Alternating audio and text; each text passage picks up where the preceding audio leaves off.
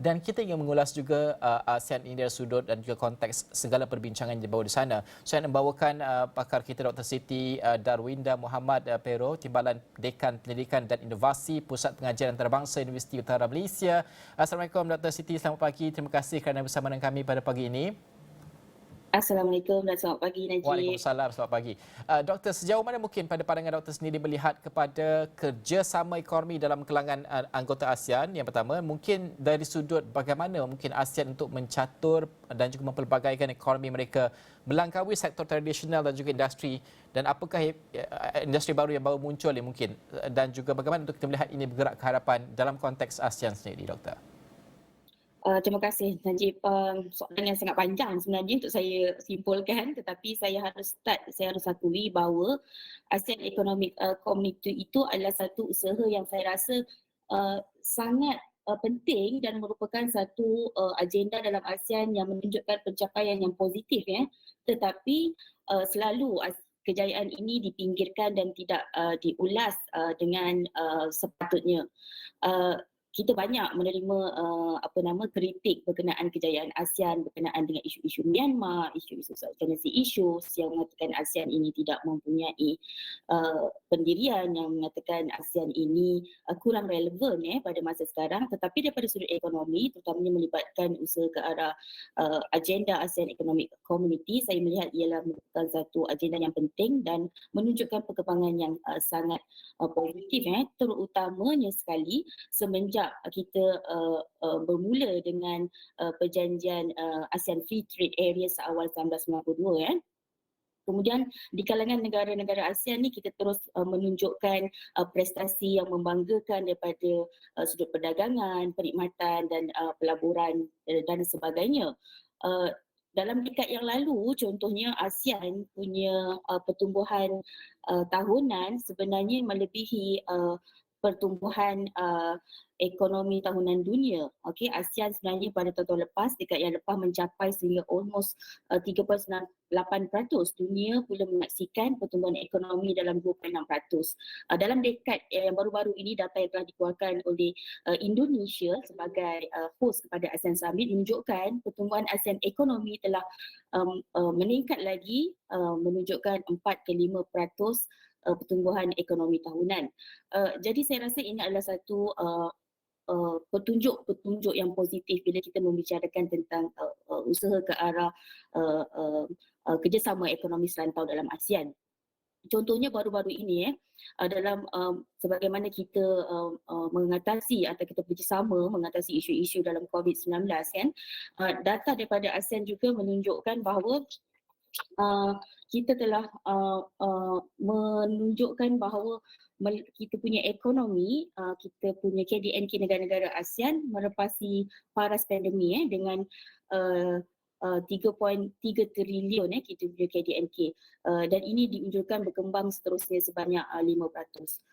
Itu adalah saya rasa sesuatu yang positif yang kita terus harus raikan dan terus menyatakan bahawa ekonomi ini, kerjasama ekonomi serantau adalah amat diperlukan buat pada masa ini. Dan berkenaan dengan persoalan bagaimanakah ataupun area apa yang perlu kita harus bekerjasama, ramai sudah menyatakan bahawa kita harus menekankan kepada renewable energy and sustainability, kan, dengan adanya banyak inisiatif-inisiatif untuk kita membolehkan melabur dalam sumber tenaga yang boleh diperbarui sebagai solar, sebagai angin, kan, untuk mengatasi kebimbangan terhadap kurangnya tenaga yang ada sekarang dan juga mengatasi isu-isu yang berkaitan dengan alam sekitar. Yang kedua, saya juga melihat kepada bagaimana kita terus harus memacu ekonomi kita ialah melalui projek-projek atau kerjasama yang melibatkan logistik dan e-commerce. Kenapa logistik? Dengan mengambil kira kedudukan ASEAN, rantau kita yang strategik. Jadi kita harus menggunakan ni dan meleveragkan apa yang kita ada untuk memajukan lagi rantau kita pada hari ini. Teruskan, Doktor. Ya, teruskan. Okay.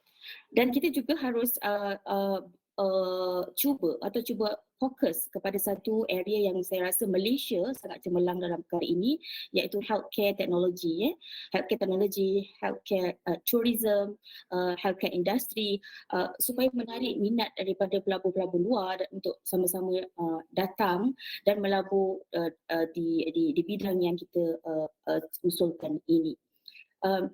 Banyak lagi sebenarnya yang kita harus atau boleh usahakan ke depan lagi.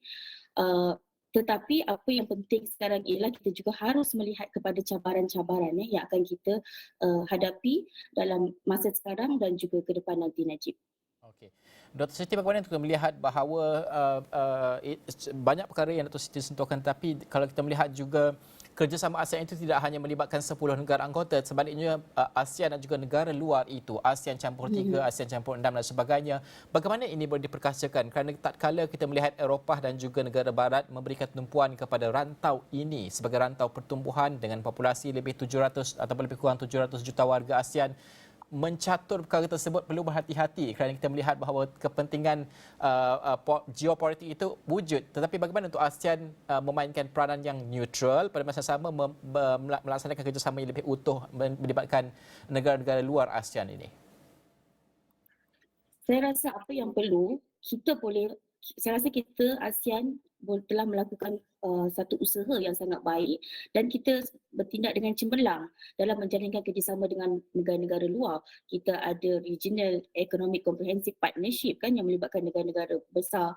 Kita ada FTA dengan New Zealand contohnya, dengan US yang telah dinyatakan tadi juga dalam laporan. So, kita telah menjalankan satu agenda ke arah sebagai ASEAN itu ialah sebagai center kepada negara-negara member state untuk bergerak bersama bagi meraih peluang-peluang yang dapat ditawarkan dengan kerjasama dengan negara-negara besar. Tetapi kita baru harus ingat juga, saya mempertekankan di sini isu-isu dalaman yang melibatkan negara ASEAN sendiri. Dengan 700 juta populasi kita boleh janjikan kepada negara luar, tetapi apa yang penting ialah kita punya kapasiti dalam negara ini untuk memastikan bahawa apa yang kita ada ini adalah dapat memenuhi dan beri manfaat kepada kedua-dua belah pihak, iaitu kita punya pelabur daripada pihak luar dan juga negara kita Malaysia dan juga ASEAN secara umumnya. Saya melihat kita harus neutral in the sense that itu adalah sebenarnya kekuatan ASEAN. Bagaimana ASEAN boleh menua mencari langkah, mengatur strategi di dalam situasi yang sangat mencabar melibatkan pertembungan geostrategik antara China dan US contohnya, dan the fact that Joe Biden tidak dapat menghadirkan diri ke ASEAN Summit ni baru-baru ini menunjukkan satu cabaran yang besar kan kepada sejauh mana ASEAN ni sebenarnya relevan kepada mereka di pihak US sebenarnya. Walau bagaimanapun, apa yang penting saya nak highlightkan di sini ialah kita harus leverage apa yang kita ada. Tadi Najib ada mention kita ada 700 juta penduduk yang kita boleh promote kepada pihak luar. Tetapi sejauh mana mereka ini bersedia terhadap cabaran yang ada, sejauh mana kita punya human capital ini adalah cukup untuk menampung teknologi yang akan masuk sekiranya FDI dibawa masuk nanti. Jadi itu yang saya punya point, kita harus menjaga kita punya asset neutrality. Pada masa yang sama kita juga harus ready untuk memastikan apa yang kita janjikan, apa yang kita ada ini betul-betul memberi manfaat kepada kita dan juga pihak luar. Najib. Okey. Dr. Siti, terima kasih kerana bantu kami untuk memahamkan perkara tersebut. Dr. Siti Darwinda Muhammad Pero, Timbalan Dekan Pendidikan dan Inovasi Pusat Pengajian Antarabangsa Universiti Utara Malaysia. Terima kasih kerana bersama kami.